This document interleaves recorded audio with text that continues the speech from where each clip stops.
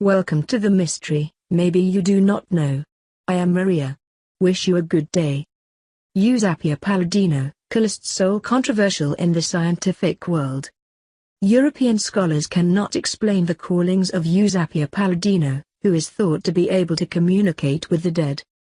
According to ancient origins, this woman is considered a supernatural phenomenon in her time. Eusapia Palladino was born on January 21, 1854 in Italy. She married Raphael Delgas, a stage artist and a magician since she was very young.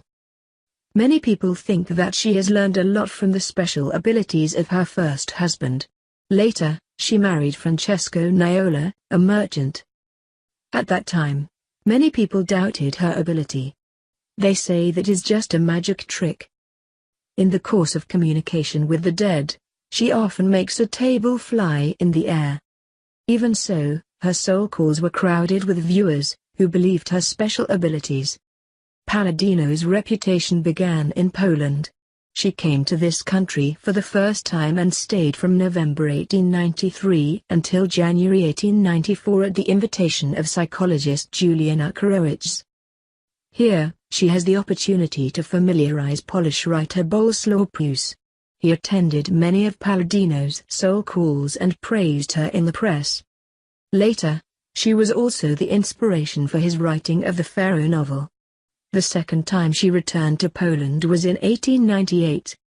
Reputation from Poland took her to England in 1895. This is where she first encountered strong criticism. A British newspaper has outspokenly demanded Palladino's expulsion and said there was no scientific basis to call her a soulmate. Confirmed from Marie and Pierre Curie. Later, Palladino arrived in France and became famous there. In 1898, astrologer Eugene Antoniadi investigated whether her powers were real and concluded that it was a scam from the beginning to the end. Many other scientists also want to know her ability. Leader of this group is the wife of famous scientists Marie Curie and Pierre Curie.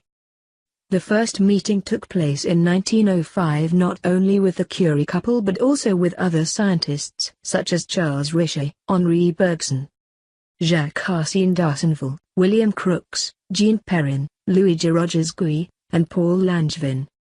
Pierre Curie has documented this as follows. We went to Eusapia Palladino's soul-searching sessions at the Center for Spiritual Studies. Indeed very interesting. The four legs are slowly lifted up by someone. Things move on their own. Have someone's hand pinching or caressing you. The ghosts are clear. These phenomena are inexplicable, he wrote. During these call-ups we arranged some of the attendees, we know them well, and no one can be an accomplice or aid to Mrs. Palladino. The only place to be suspicious is that this fellow is actually a magician. But how do you explain that, while throughout the process, someone holds her hand, who holds her? And light is enough for us to see things clearly. Curie's wife seized the case of Palladino from a scientific perspective. They record and discuss with other researchers. They seem to want to find the source of this particular capacity. It was the very start of serious scientists like Pierre Curie that made Palladino the coolest co-worker in the world. From France to Italy to the United States, the more traveled the Palladino is, the more famous it is and the more suspicious it is. More and more scientists are coming to the soul call. They want to know why celebrities such as Pierre Curie and Marie Curie admire her. On top of that, they want to explain the phenomenon. The famous American scientist Charles Sanders Peirce wrote, Eusapia Palladino is an excellent deceiver. Mr. Carrington, who attended the soul calls, said he found Palladino's wooden legs helping her perform the trick. However, there are times when he cannot explain it. He hypothesized that the phenomenon is supernatural or anomalous. Palladino does not seem to care about criticisms. She agreed to hold a call at the Columbia University Physical Laboratory. Before the magicians and scientists, she once again proved her ability. In 1910, researchers discovered she was using her left leg to lift the table. This again raises suspicion that she is a scammer. American psychologist Stanley Lefevre-Krebs wrote a book entitled Eusapia Palladino's Trick.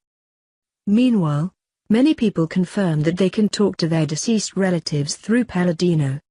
Even scientists are persuaded to receive the information she gives after chatting with their loved ones. Once, she could even call Sol and talk to King John of England, died in 1216. If Eusapia Palladino was indeed extraordinary, she could be considered a danger to politicians, magicians, and even scientists. Many people want to decipher the mystery surrounding her, but so far, no one is certain that she is a magician capable of capturing the audience or she is an extraordinary ability. Thank you for watching the video. Please like and subscribe to follow other videos. Goodbye and see you again.